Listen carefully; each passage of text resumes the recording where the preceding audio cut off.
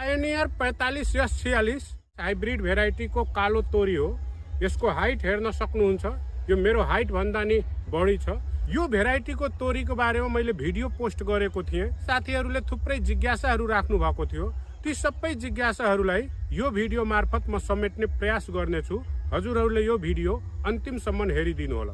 Pioneer 4546 एउटा Indian variety को hybrid तोरी हो। यो तोरी को बिउ को मूल्य इन्डियन बजारमा प्रति किलो 2000 रुपैयाँ पर्छ र कंपनी को दाबी अनुसार 1 किलो बिउ 1 एकड़ अर्थात लगभग 12 कट्ठामा छर्न मिल्छ।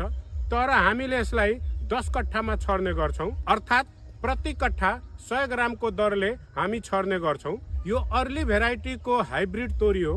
यसलाई अक्टोबर देखि नोभेम्बर 15 को बीचमा छर्न पर्छ। यो बलौटे र चिम्टाइलो दुवै माटोमा छर्न मिल्छ। यसलाई छरेको 40 देखि 45 दिन पछि अर्थात फूल फुल्नु भन्दा अगाडि एउटा सिंचाई गर्न अनिवार्य छ। यसलाई हामीले सिंचाई गर्न सकेनौं भने यसको राम्रो उत्पादन पाउन सक्दैनौं।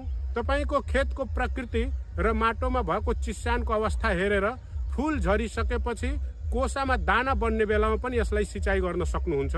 यसको उत्पादन हाम्रो लोकालिटीमा 65 देखि 70 केजी प्रति कट्ठा रहेको छ। यसको दानाको आकार पनि ठूलो ठूलो हुन्छ र यसमा 38 देखि 40% तेलको मात्रा रहेको छ। यो 4 देखि 4.5 महिनामा तयार हुन्छ। यो इन्डियन भेराइटी को तोरी भएको कारणले गर्दा यसको बिउ इन्डियन बजारमा हामी सजिलै प्राप्त गर्न सक्छौं।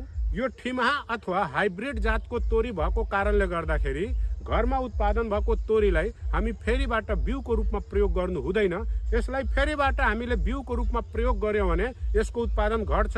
त्यही भएर हामीले प्रत्येक चोटी नयाँ बिउ किन्नु पर्ने बाध्यता छ, जुन निकै महँगो छ।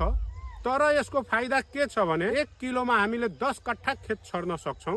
यो तोरी छर्ने बेलामा बेसल डोजमा हामीले प्रति कट्ठा 2 देखि 3 किलो डीएपी, 2 किलो पोटास र 300 ग्राम सल्फरलाई मिक्स गरेर हामीले बेसल डोज बनाएर छर्न पर्छ र पहिलो सिंचाई पछि प्रति कट्ठा 1 किलो देखि 2 किलो को दरले हामीले युरिया छर्न पर्छ। यो एउटा रोग प्रतिरोधी र राम्रो उत्पादन दिने हाइब्रिड तोरीको भेराइटी हो। त्यही भएर हजुरहरूले पनि यसको उत्पादनलाई परीक्षणको रूपमा ट्राई गर्न सक्नुहुन्छ। यो भिडियो जानकारीमूलक लागेमा यसलाई लाइक र शेयर गर्नुहोला। हस्त साथीहरू, धन्यवाद।